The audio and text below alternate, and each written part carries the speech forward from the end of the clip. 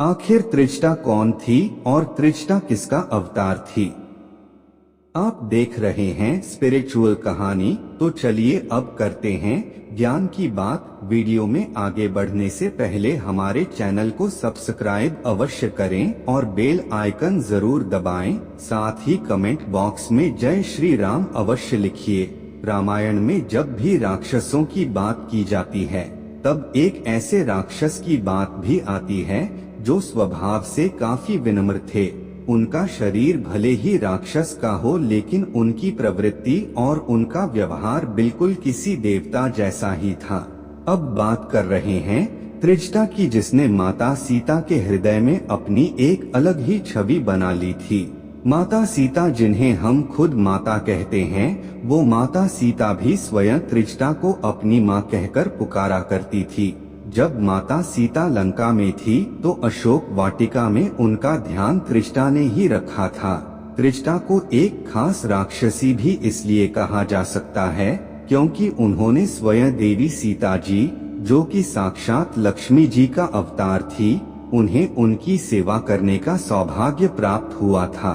दरअसल त्रिजटा रावण की एक खास राक्षसी दासी थी, जिसको स्वयं माता सीता का अशोक वाटिका में उनका रख रखाव करने के लिए नियुक्त किया गया था। लेकिन दोस्त, तो क्या आपके मन में कभी सवाल उठा है कि आखिर त्रिजटा कौन थी, जिसके बारे में हमें कोई भी जानकारी प्राप्त नहीं है?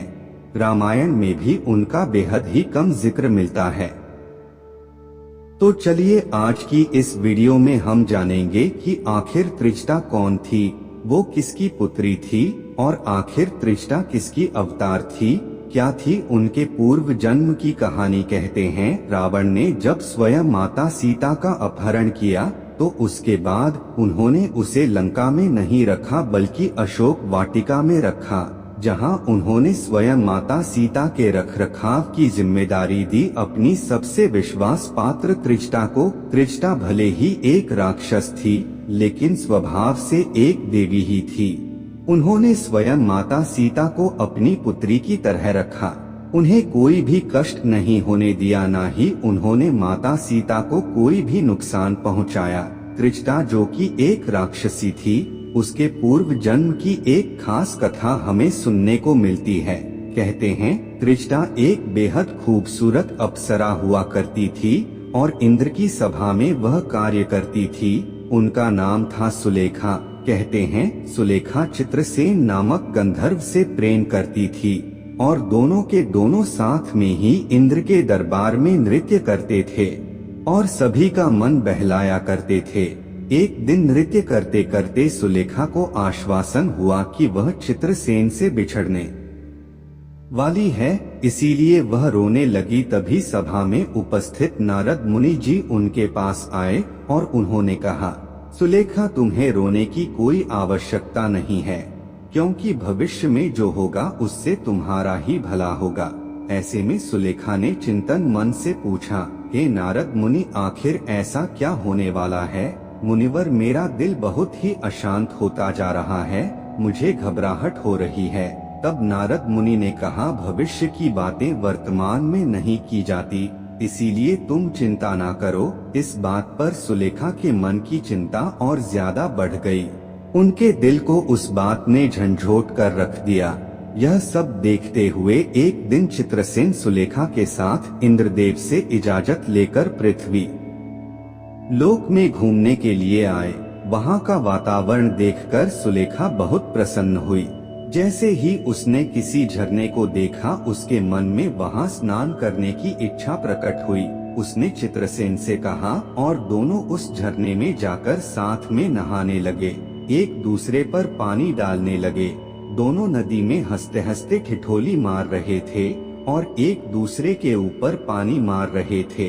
पास में ही एक चट्टान पर बैठे ऋषि दुर्वासा तपस्या कर रहे थे। बार बार पानी की छींट उन पर पड़ रही थी और सुलेखा और चित्रसेन इस बात से बिल्कुल अनजान थे। उन्हें तो यह आभास भी नहीं था कि उनके समीप की चट्टान में ही स्वयं ऋषि दुर्वासा बैठे हैं।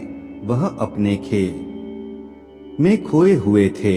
जब दुर्वासा ऋषि से यह सहन नहीं हुआ तो उन्होंने अपनी आंखें खोली और सुलेखा से कहा, तुम यहाँ से चली जाओ, तुम्हारे खेल की वजह से पानी के छींट मुझ पर पड़ रही हैं, जो मेरी तपस्या में विघ्न डाल रही हैं। लेकिन ऋषि की बात मानना तो दूर, सुलेखा ने उल्टा उन्हें जवाब दे दिया।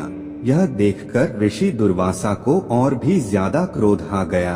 आप सब तो जानते ही हैं कि सभी ऋषियों में सबसे क्रोधित ऋषि दुर्वासा को ही माना जाता है। उन्होंने ही स्वयं इंद्र को और सभी देवी देवताओं को श्राप दिया था। वो बेहद ही शक्तिशाली और क्रोधित स्वभाव के ऋषि थे और इस तरह सुलेखा के वापस जवाब देने पर ऋषि दुर्वासा आग बबूला हो गए और उन्होंने सुलेखा को यह श्राप दिया, तुम जल्द ही सुंदर शरीर को त्याग देगी और जिस तरह से तुमने मुझसे बात की है वह एक राक्षस की प्रवृत्ति होती है, इसीलिए तुम अगले जन्म में एक राक्षसी के रूप में ही जन्म होगी और राक्षस कुल में पैदा होगी। यह सब सुनने के बाद सुलेखा के पैरों तले जमीन खिसक गई। अचानक ही सुलेखा को नारद मुनि के उन सभी का आह्वान होने लगा और उन्होंने उसी समय रोते हुए वह स्वयं ऋषि दुर्वासा के पैरों पर जा पड़ी। उन्हें अपनी गलती का एहसास हो गया था, इसीलिए वह ऋषि के पैरों पर गिरकर उनसे क्षमा की भीख मांगने लगी। तब दुर्वासा ऋषि का भी मन और मस्तिष्क पसीज गया और उन्होंने कहा कि मैं अपने श्राप को वापस तो नहीं दे सकता, लेकिन तुम्हें यह वरदान दे सकता हूँ कि तुम्हारे उस जन्म में तुम्हें साक्षात भगवान श्री हरि और माता लक्ष्मी के दर्शन होंगे। तुम स्वयं माता लक्ष्मी के अवतार की सेवा करोगी और उसके बाद ही तुम्हें उस राक्षस शरीर से मुक्ति मिल पाएगी। और कहते हैं ठीक ऐसा ही हुआ। माली नाम का एक राक्षस हुआ करता था जिसकी पुत्री का नाम था कंचकेसी। कहते हैं कंचकेसी ने हरि कीर्तन करके ऋषि विष्णु श्रवण कर लिया था। दोनों ही एक दूसरे को पसंद करने लगे थे और इसके बाद दोनों ने एक दूसरे के साथ विवाह भी किया था।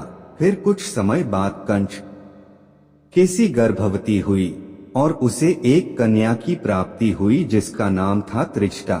वैसे आपको मैं बता दूं कि ऋषि विश्वश्रवास्ती त्रिजटा को रावण की सौतेली बहन भी माना गया है। ऋषि दुर्वासा के श्राप और वरदान के कारण उनका अगला जन्म राक्षस कुल में हुआ।